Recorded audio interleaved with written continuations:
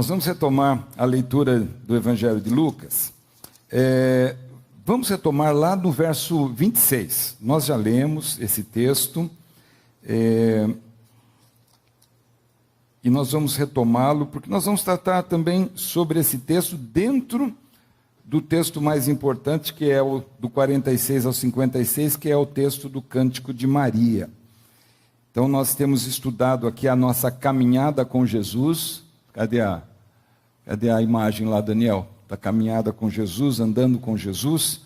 E nós já falamos da genealogia, já falamos de Maria, já falamos dos sábios do Oriente. Agora vamos retomar um pouquinho o mesmo texto do encontro do anjo, o anúncio do nascimento de Jesus, e depois vamos para o Cântico de Maria. Então, inicialmente, Lucas, capítulo 1, a partir do 26, nós vamos até o 38, depois nós vamos do 46 até o 56. Vamos lá. No 6º mês, o anjo Gabriel foi enviado por Deus a uma cidade da Galileia chamada Nazaré, a uma virgem comprometida a casar-se com um homem chamado José, da descendência de Davi, e o nome dela era Maria. O anjo veio onde ela estava e disse: Alegra-te, agraciada, o Senhor está contigo. Mas ao ouvir essas palavras, ela ficou muito perturbada e começou a pensar que saudação seria aquela. Então o anjo lhe disse: Não temas, Maria, pois encontraste graça diante de Deus, e ficarás grávida e darás à luz um filho, a quem darás o nome de Jesus. Ele será grande e se chamará Filho do Altíssimo. O Senhor Deus lhe dará o trono de Davi, seu pai, e ele reinará eternamente sobre a descendência de Jacó, e seu reino não terá fim. Então Maria perguntou ao anjo: Como isso poderá acontecer, se não conheço na intimidade homem algum? E o anjo respondeu: O Espírito Santo virá sobre ti, e o poder do Altíssimo te cobrirá com a sua sombra. Por isso, aquele que nascerá será santo e será chamado Filho de Deus. E também Isabel, tua parente, espera um filho, sendo já idosa. Aquela que era chamada estéril já está de 6 meses, porque para Deus nada é impossível. E Maria então disse: Aqui está a serva do Senhor, cumpra-se em mim a tua palavra. E o anjo a deixou e partiu. Vamos para o verso 46. Depois que Maria vai para a casa de Isabel e fica um tempo, agora Lucas relata para nós esse cântico de Maria. Verso 46. E então Maria disse: A minha alma engrandece ao Senhor, e o meu espírito exulta em Deus, meu Salvador, porque deu atenção à condição humilde da sua serva. A partir de agora, todas as gerações me chamarão bem-aventurada, porque o poderoso fez grandes coisas para mim, o seu nome é santo, e a sua misericórdia passa de geração para geração sobre os que o temem. Manifestou poder com o seu braço, dispersou os que eram arrogantes nos pensamentos do coração, derrubou dos tronos os poderosos e elevou os humildes.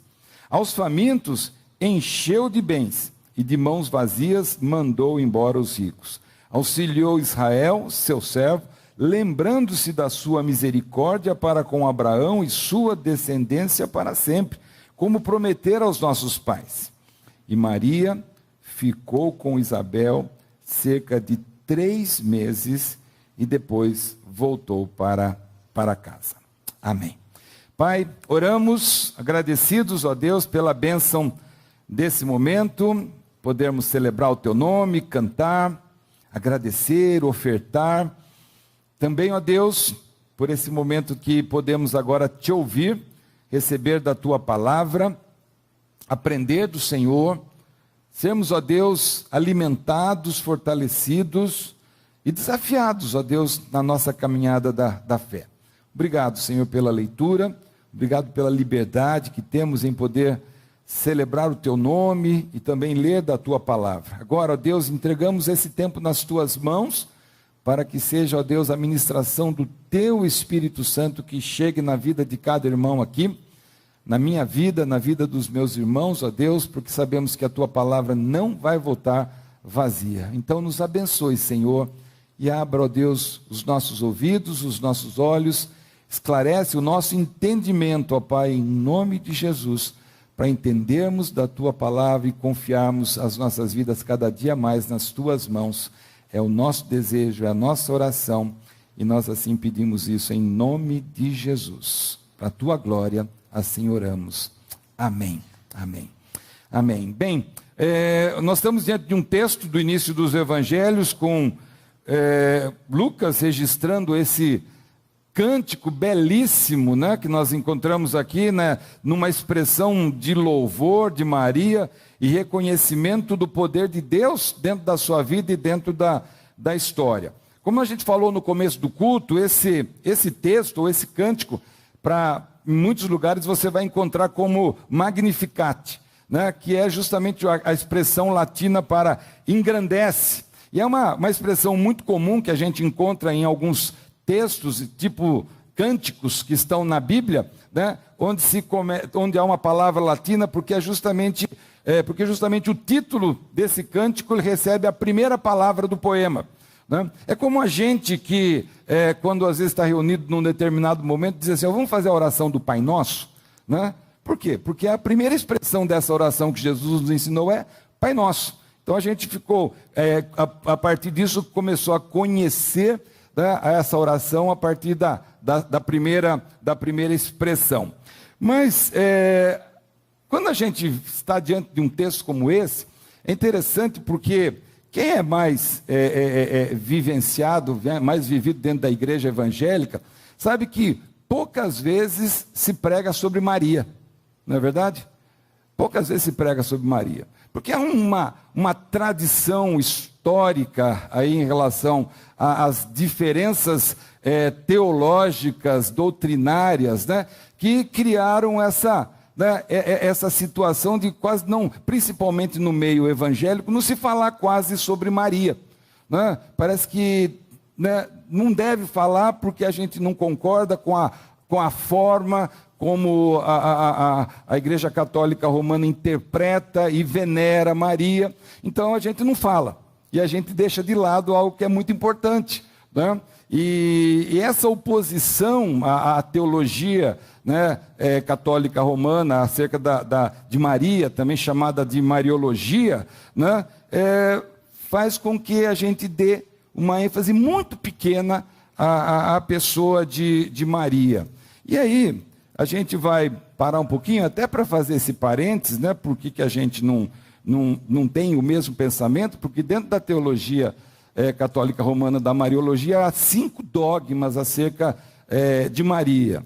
Mas há uma divergência na interpretação dos protestantes, os chamados protestantes reformados, que vêm até para os dias de hoje dentro da comunidade evangélica. Né?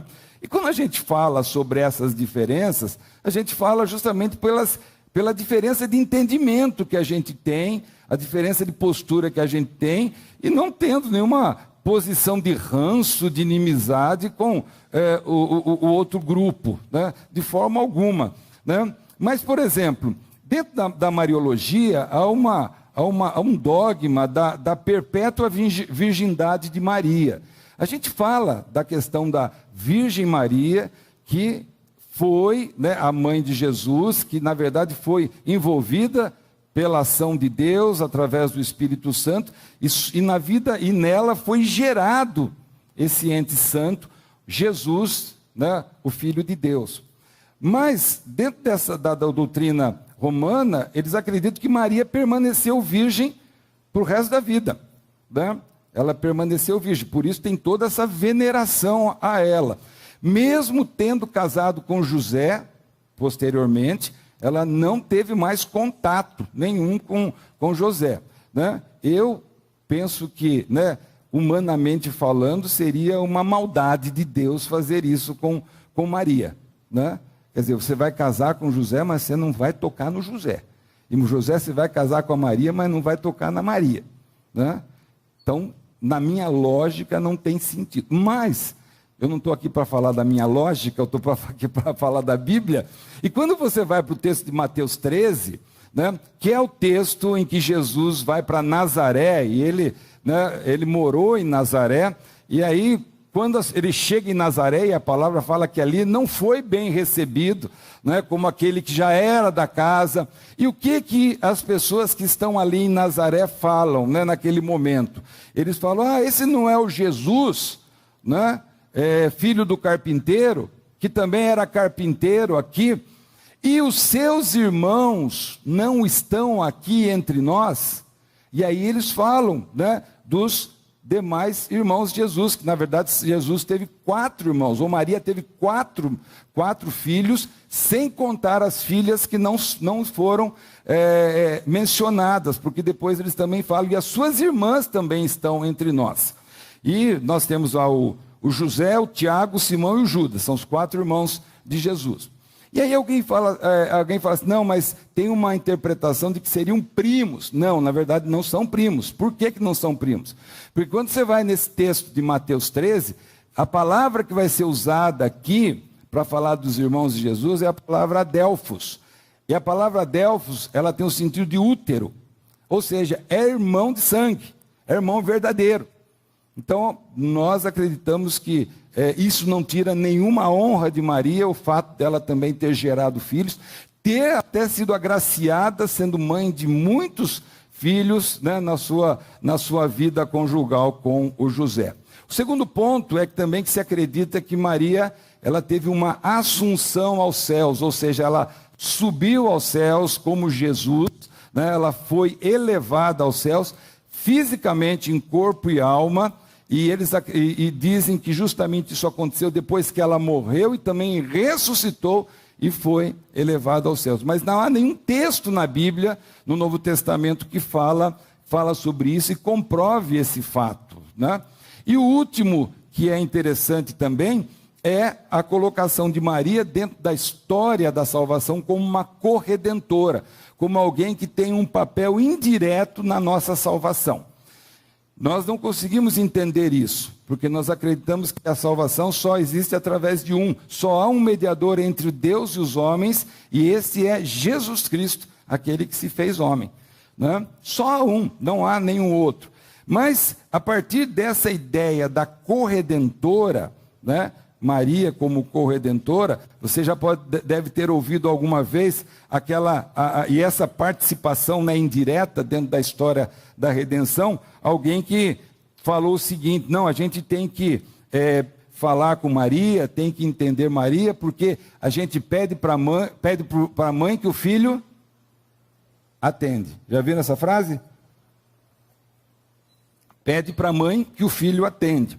Só que a questão aqui que nós estamos trabalhando é uma questão teológica. Na questão da teologia, quando a gente fala da questão do pecado humano, o que é pecado, gente? O que é pecado? Uma definição bem simples de pecado. Oi? Errar o alvo. O que mais? Não é quebrar a lei de Deus? Porque Deus quer que nós sejamos todos santos. Quando nós pecamos, nós erramos, nós quebramos a lei de Deus. O salário do pecado é a morte. Então, nós temos que prestar conta da nossa condição de pecadores, né, e termos um Salvador para não sermos condenados. O pecado nos leva a uma condição jurídica. Nós quebramos a lei, e por isso nós estamos fadados à morte, né, à morte eterna. E nós precisamos resolver isso. Deus resolveu através de Jesus, mandando o seu Filho para nos salvar. Então, se é uma questão jurídica, quando você tem uma demanda jurídica e você deve se apresentar diante de um juiz, como um dia nós vamos ter que nos apresentar diante do Supremo Juiz, quem que você leva? Quem? O advogado. Dá para levar a mãe? E falar assim, não, senhor juiz, excelência, minha mãe está aqui, ela vai falar que eu sou gente boa. Não, por uma questão jurídica se leva o advogado, e é por isso que João escreve na primeira carta, filhinhos, essas coisas eu vos escrevo para que não pequeis, mas se alguém pecar, Não se esqueça que nós temos um advogado diante de Deus que é Jesus Cristo. Ele é aquele que, né, nos defende diante do Pai. Então, essas são as questões que nós divergimos, algumas outras que são menos importantes, né? Mas que nos traz a seguinte questão: se nós não podemos, né, ter Maria demais, nós também não devemos ter Maria de menos. Não podemos deixar de lado e olhar para a vida dessa mulher que foi tão especial, escolhida de Deus para fazer parte do projeto da salvação e que nos ensina coisas tremendas, coisas maravilhosas, principalmente acerca da nossa vida com Deus, da nossa comunhão, da nossa espiritualidade, né? E quando a gente olha para esse texto que nós acabamos de ler, nós vamos encontrar aqui Maria mostrando acerca da sua própria vida como alguém que tinha uma espiritualidade consciente, saudável e que engrandecia o nome de Deus, né? A gente fala muito de Maria, mas na verdade, Maria é um nome que vem da tradução grega e da tradução do latim, mas no hebraico é Miriam, né? Miriam, esse é o nome, né, original de Maria. E o significado é muito interessante, né, porque a gente sempre vê a figura de Maria como uma figura de alguém doce, né, uma mãe cuidadosa, né? Mas o sentido ou significado do nome Maria é rebelde. Rebelde, ou seja, revoltada, para lembrar de quem? Da Miriam, irmã do Moisés, que foi alguém que teve todo um espírito revolucionário na libertação do povo do Egito, e para lembrar que esse nome Miriam é alguém rebelde ou revolucionário no sentido da confrontação do mal, né? E é isso que Maria vai fazer dentro da história também. Vai ser agente de Deus, vai ser instrumento de Deus para a confrontação de todo o mal. Lemos então o capítulo 1, né? E aí a gente vai então entender dentro dessa história por que o cântico de Maria, por que ela se aproxima de Deus para expressar um cântico de louvor e de adoração, mas também aprendemos, né, dentro de todo esse cântico, o porquê, né, o que está por trás desse cântico, que é justamente essa espiritualidade extremamente madura e saudável de Maria. E é isso que nós vamos ver hoje. E a primeira lição que nós temos aqui é justamente, né, quando nós lemos acerca de Maria, e o texto nos fala de uma virgem desposada, né, ou seja, noiva de José, comprometida, praticamente casada. Estou fazendo esses detalhes para pensar o seguinte: não sei se você já se casou, né? Eu sei que muitos aqui já se casaram, e alguns vão se casar, né? Mas em regra, quando há uma expectativa para o casamento, o que acontece? Uma jovem, um jovem, eles começam a fazer os seus planos, não é assim? Não é? Sempre assim. Os planos vêm, olha, tanto tempo, como é que vai ser, e faz toda uma expectativa. Maria não era diferente. Maria estava nessa expectativa. Sou uma moça aqui de Nazaré, né? E tenho o meu compromisso com José, nós vamos casar, nós vamos ter uma vida comum, e de repente o que acontece? Deus surpreende Maria e fala assim: Maria, eu tenho um projeto para você. Eu tenho um outro plano para você, Maria. E aí a gente vai olhando toda essa história, e é tão bonito quando a gente vai lendo a história na época do Natal, né? A gente fala da Maria, a gente vê a Maria na manjedoura, a gente vê a Maria com o menino Jesus, é tudo muito bonito, mas às vezes a gente não vai entrando para a história para ver as dificuldades, os conflitos que essa história ela nos traz. E a primeira lição que nós temos aqui, Daniel pode colocar a primeira lição que nós temos, é que a nossa espiritualidade, ela nunca deve ser construída, né, dentro do nosso projeto e dentro do nosso planejamento.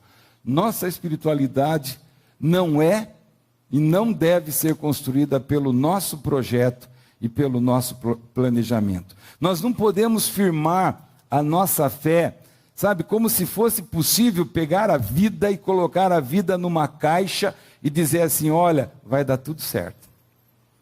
Qual é a garantia que a gente tem? Quando a gente casa, a gente tem todos os sonhos, mas qual é a garantia que vai dar tudo certo? Nenhuma. Nenhuma.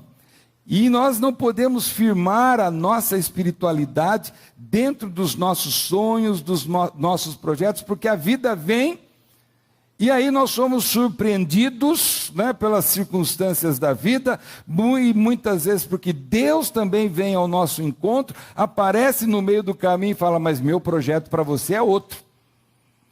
Meu projeto para você não é esse, é outro. Né? E para alguns projetos, para algumas situações da vida, né? Alguns projetos que Deus vem e fala, olha, eu quero, ou tem outra coisa para você, a gente bate palmas, levanta as mãos para o céu, obrigado Senhor, que bênção para a minha vida, mas tem projetos, tem situações que acontecem na nossa vida, que não dá para a gente bater palmas, que a gente olha e fala assim, mas é isso que o Senhor quer? É isso que o Senhor está preparando para mim? Senhor, né? Não quero isso, não é isso que eu pensei para a minha vida. E aí a gente entra na história de Maria. A gente é convidado a entrar para a história de Maria e ela com todo o seu sonho, o seu projeto de casamento, vou casar com José e tal, e vem o anjo e fala, Maria, vamos conversar aqui? Deus escolheu você. E sobre você virá o Espírito Santo e o poder do Altíssimo vai te envolver, você vai gerar um filho. Vai gerar um filho. Mas espera um pouco, essa história aí, né?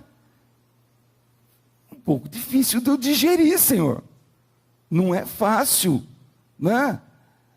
Sabe, eu estou aqui com a minha vida toda programada, encaminhada dentro de um projeto normal para a sociedade, de casar, né? E agora, o Senhor vem e fala isso. E o anjo chega e fala, olha Maria, você é diferenciada, você é agraciada, sabe? E aí está o projeto de Deus para você. E o projeto de Deus muitas vezes coloca a gente numa crise. O projeto de Deus coloca a Maria numa crise, né? Porque era um projeto complicado de se entender.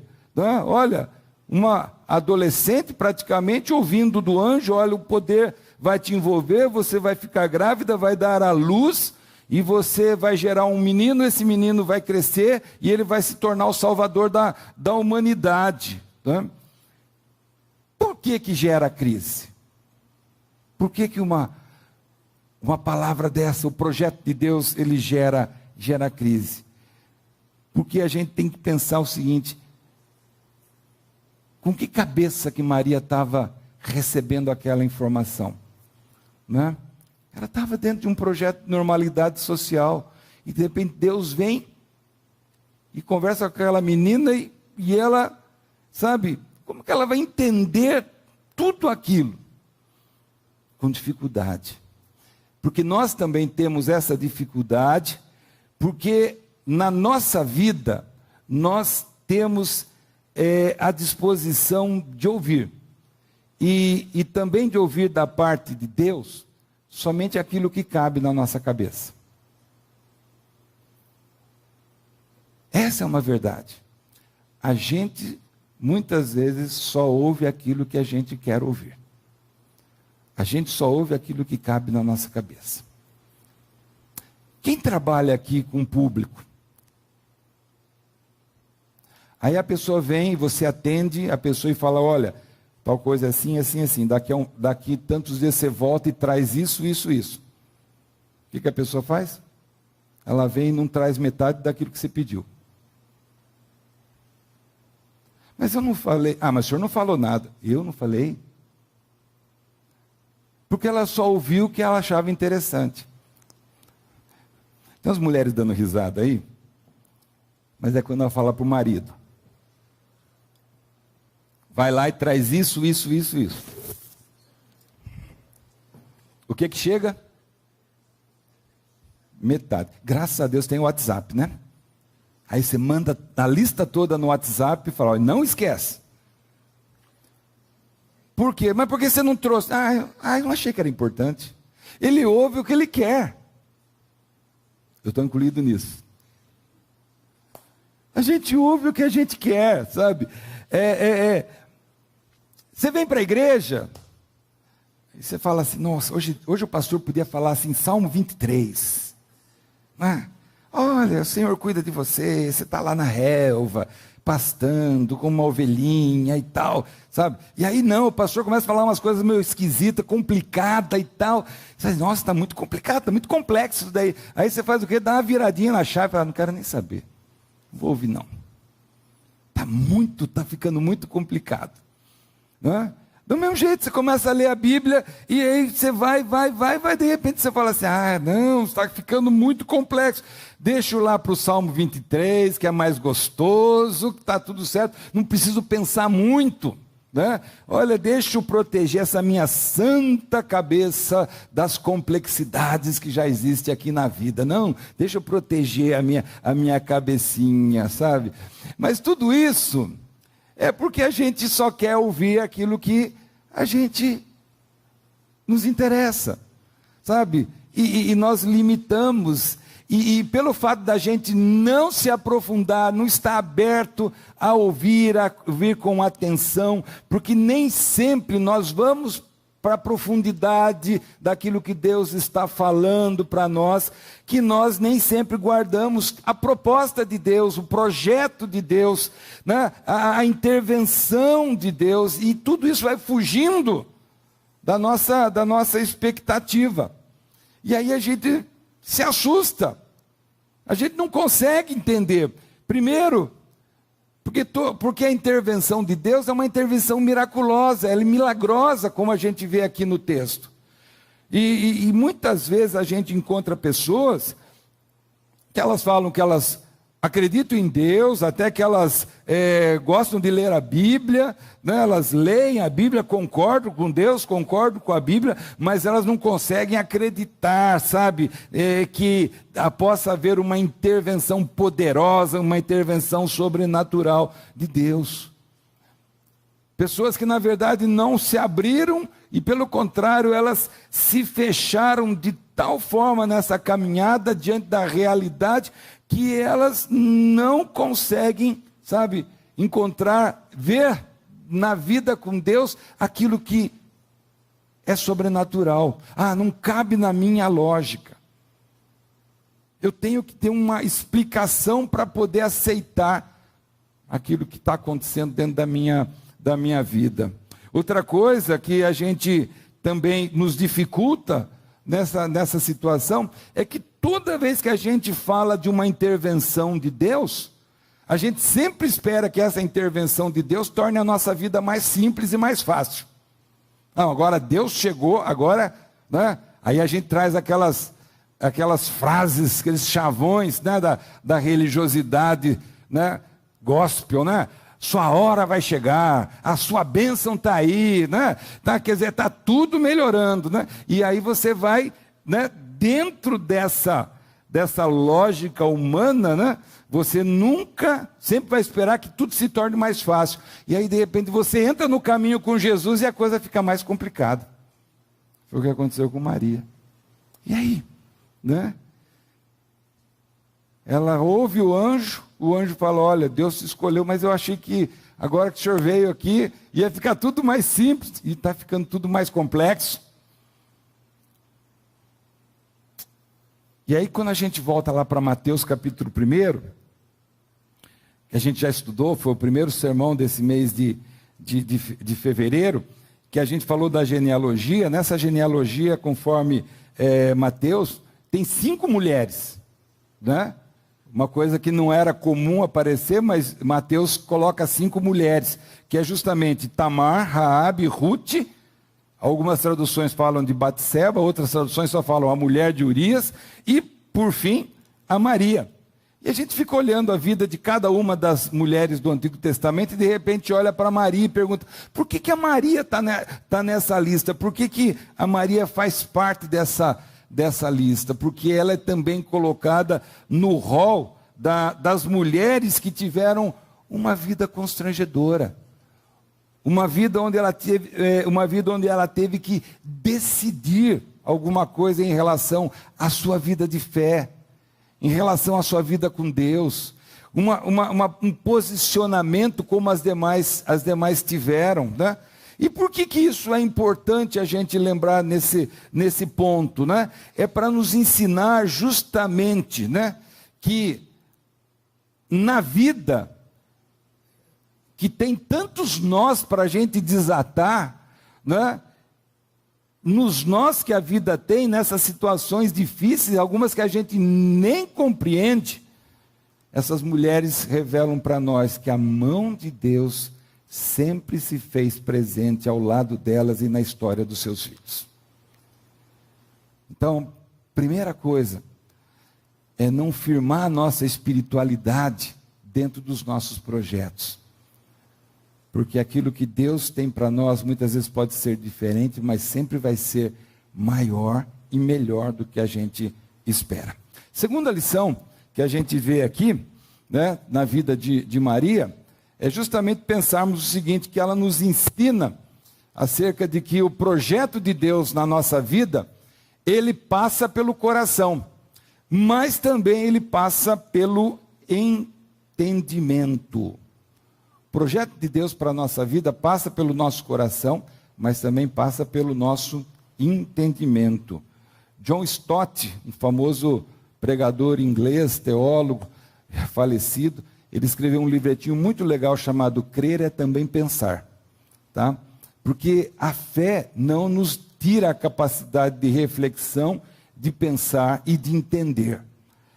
E às vezes muitas pessoas acham que não, igreja é só, ou fé é só você ter emoções e não ter pensamento. E aí a gente vai para a história de Maria, né? E a gente vai, até mesmo antes de eu pensar na história de Maria, pensar um pouco na nossa história, né?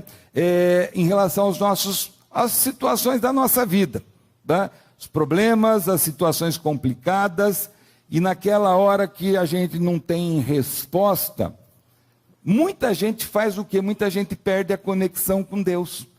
Muita gente, a história, se afasta da vida de fé, da vida religiosa, se afasta da igreja, né? E a gente percebe porque elas não conseguem entender que há um caminho que nos leva a afirmarmos a nossa fé dentro do nosso coração, mas também procurando entender ou compreender que há um agir de Deus para nos abençoar, tá? Então, quando às vezes a gente vê muitas pessoas que buscam uma espiritualidade mais firmada em sensações, em emoções, né? O que a gente vai perceber? Que muitas vezes essas pessoas perdem uma capacidade do bom senso. Elas começam a ter ações, reações, às vezes impensadas, porque elas estão firmadas simplesmente, né? Eu senti, eu tive uma emoção, senti uma coisa diferente e sai reagindo. Converse com muitos pastores, né? Converse com muitos pastores que já tiveram essas experiências de membro que sentiu e resolveu vender tudo, largar tudo e ir para o outro lado do mundo. Falei, mas peraí, a partir do que você está fazendo isso? Não é? E é uma historinha antiga que alguém conta de um momento em que havia um concílio reunido e chegou um rapaz lá e falou assim, eu vim aqui porque eu quero me preparar para ser um pregador do Evangelho, né? Quero ser um pastor, quero ser um pregador do Evangelho. E aí um dos pastores falou, mas por que você está tomando essa decisão? Porque um dia eu estava lá onde eu moro, debaixo de uma árvore, deitado, e aí eu olhava para as nuvens assim, e eu olhei e percebi que as nuvens se juntavam e formavam duas letras, P e B, né? E eu entendi que Deus estava falando para mim, prega a Bíblia, prega a Bíblia, prega a Bíblia. E eu estou aqui porque Deus está mandando eu pregar a Bíblia, né? E aí um dos pastores falou assim, mas espera um pouquinho, é isso que vai te levar para ser um pastor? É uma visão de Deus. E aí, você mora onde? Eu moro num sítio, né? Aqui perto. Irmão, eu acho que você não entendeu a mensagem de Deus. Você mora no sítio, vocês são produtores? São. A mensagem é, planta batata, planta batata, planta batata. Né? Ou seja, sabe aquela coisa que a pessoa vê e de repente ela fala assim, não, eu vou, e eu quero ir. Né? Sem tem o mínimo de racionalidade, de bom senso. E é por isso que a gente tem Provérbios, Eclesiastes para ler na Bíblia, para a gente ganhar sabedoria, ganhar bom senso dentro da Bíblia. Né? E essas pessoas, né, na verdade, não conseguem caminhar, muitas vezes espiritualmente, junto com um raciocínio, junto com um bom senso. Mas com Maria não é assim.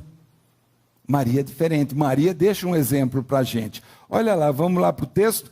Quando o anjo anuncia para ela o que vai acontecer, a gente está no verso 31, você vai ficar grávida, né? Você vai dar à luz a um filho, a quem darás o nome de Jesus, e ele será grande e se chamará Filho do Altíssimo, o Senhor Deus lhe dará o trono de Davi, e ele reinará eternamente sobre a descendência de Jacó, e o seu reino não terá fim.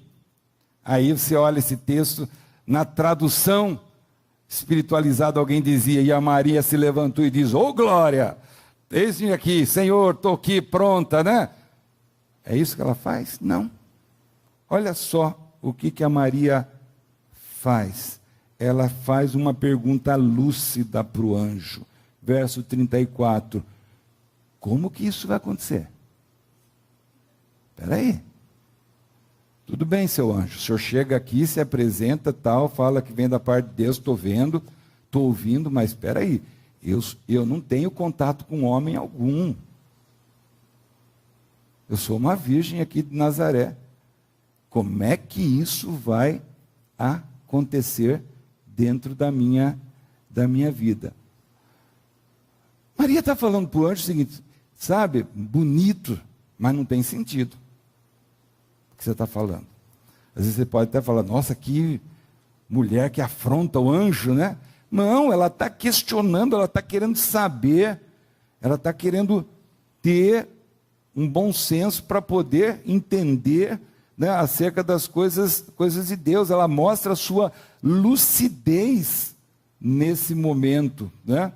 Ela poderia dizer, olha, que tive uma forte emoção, já agradeci a Deus e já está tudo certo. Né? Mas ela diz, você pode explicar direito essa história para mim? Pode explicar direito essa história? Sabe? Porque o projeto de Deus chega no nosso coração, mas ele passa também pelo nosso entendimento. Fé também é a gente poder entender, sabe, os caminhos de Deus.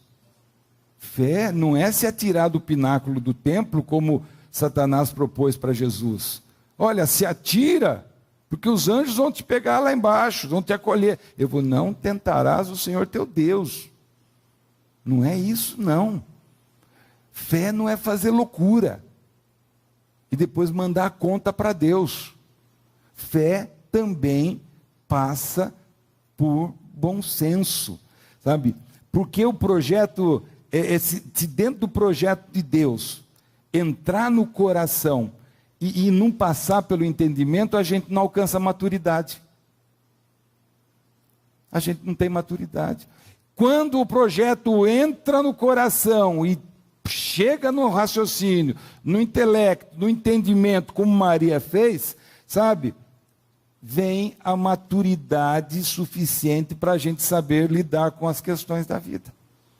É por isso que às vezes vê tantos irmãos aí que, sabe, são assim, né, tremendos na questão de uma fé emotiva, né, muitas vezes estão ali num fogo espiritual tremendo, parece que vão ser arrebatados. Quando vem um problema, não conseguem resolver o problema, não conseguem enfrentar o problema, porque vivem só na emoção de momentos, né, sem buscar, sabe, uma vida de conhecimento, de convicção, de aprofundamento dentro dos projetos de Deus.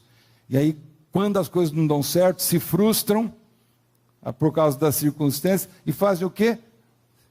Se distanciam de Deus, se distanciam da igreja, se dizem decepcionados. Mas por quê? Porque muitas vezes não entenderam que os projetos de Deus, eles chegam no coração, mas eles passam também pelo entendimento. E isso Maria fez. Eu quero saber como é que isso vai acontecer. Eu preciso entender direito. E eis-me aqui. Eu estou aqui para ser a serva do Senhor. Última lição que Maria deixa para nós, vamos lá? A verdadeira espiritualidade, ela nos torna servos diante do agir e dos propósitos de Deus. Então vejamos, aí então ela pergunta para o anjo, e o anjo explica para Maria acerca do plano. O Espírito vai te envolver, vai ser algo miraculoso, Maria, você não sabe, mas o Espírito vai te envolver, a sombra do Altíssimo estará sobre você, e você vai ficar grávida, né, e gerar esse ente santo. Aliás, a Isabel, a tua parente, que era estéril, já está grávida de alguns meses, né? E aí a gente vê essa resposta surpreendente de Maria, depois de mostrar essa espiritualidade madura, sabe, saudável, dizendo assim: então, aqui está a tua serva, eis-me aqui, que se cumpra na minha vida, conforme a palavra de Deus, que é o verso 38. O encontro com Deus, a espiritualidade, a nossa vida de fé, ela tem que muito mais nos tornar servos, a partir do que nós experimentamos, do que nós vemos e conhecemos de Deus. Diante da vida, né,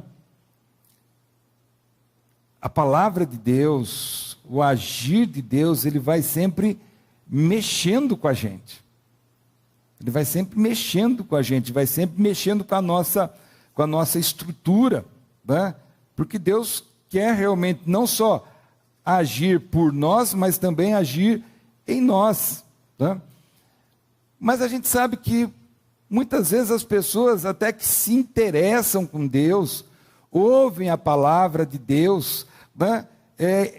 Gostam de ouvir, entendem, mas chega na hora que vem o desafio, né? E foi essa hora que chegou para Maria. E aí, o que você vai fazer com tudo isso?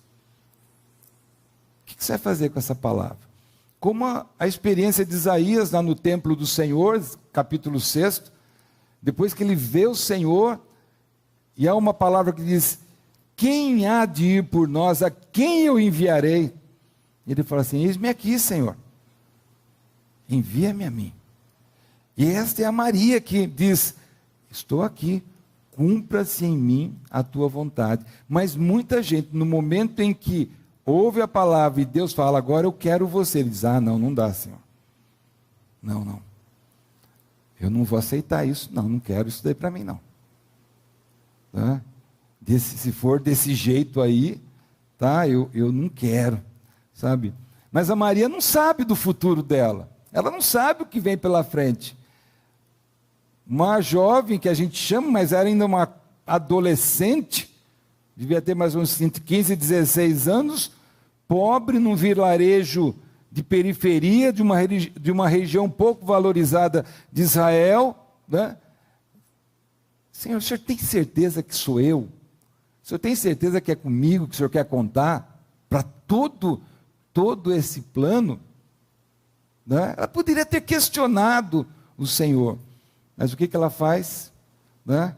Ela diz: estou aqui, Senhor, aqui está a tua serva. E a postura de Maria é a postura de uma serva que nos ensina o que é obediência, né?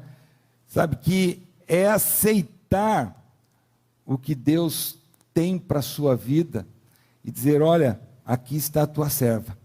Ela podia ter chegado para o anjo e falado assim: olha, o anjo, seguinte, tem um texto lá na Bíblia, lá no começo, lá, de um certo Gideão.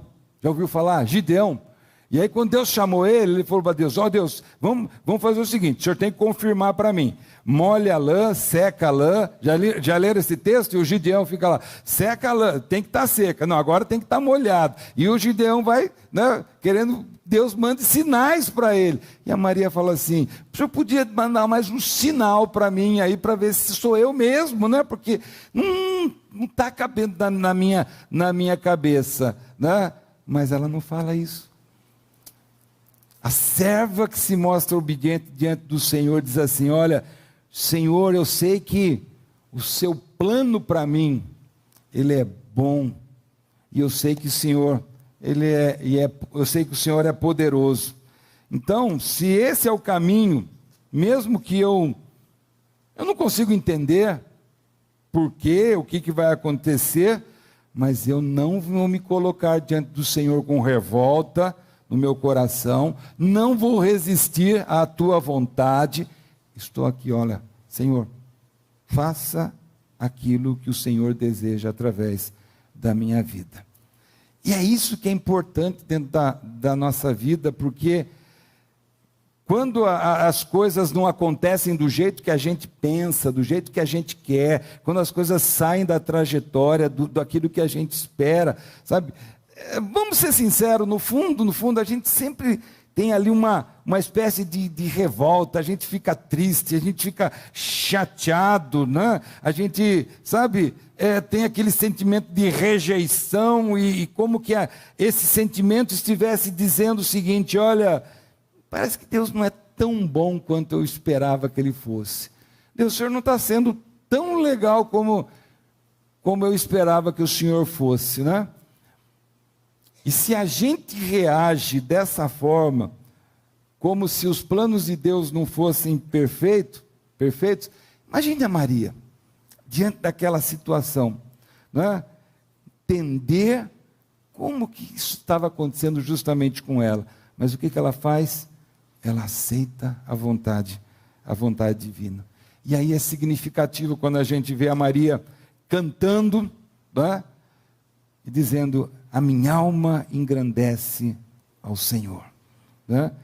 A Maria, né, recebendo essa visita do anjo, sabendo quem ela seria, e tendo essa postura de dizer agora, Senhor, né, eu me alegro, porque o Senhor me escolheu, né, porque o Senhor deu atenção, verso 48, a minha humilde condição de serva. Né? E essa humildade é uma grande lição que ela vai deixando para a gente, né?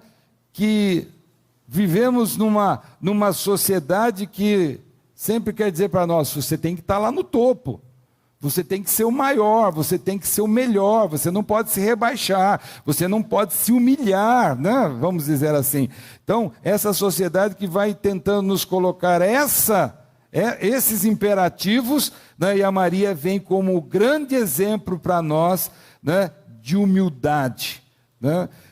Porque o que na verdade ela está ensinando para nós, e que a gente precisa aprender, é que o que destrói sempre a vida de uma pessoa é a sua arrogância, é a sua prepotência, é o seu orgulho, que significam, sabe, resumindo, é essa nossa tentativa de viver na vida buscando o lugar que pertence para Deus. No fundo é isso. Quando a gente quer se elevar, a gente está querendo sempre tomar um lugar que na verdade pertence para Deus. E ela diz ao contrário, né? Eu me alegro em Deus, meu Salvador. Eu me alegro porque eu me reconheço como uma pessoa pecadora, frágil como todo mundo, mas eu fui abençoada por essa escolha. Eu me alegro em Deus, porque Ele deu atenção para mim.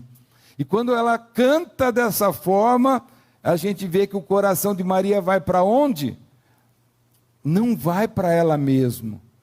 Ela não olha dizendo assim, olha, irmão, sabia que eu recebi a visita de um anjo?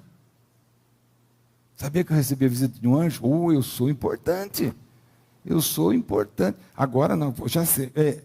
Como eu sou Miriam, revolucionária, agora eu vou formar um grupo revolucionário de libertação de Israel, porque eu sou a poderosa escolhida pelo anjo.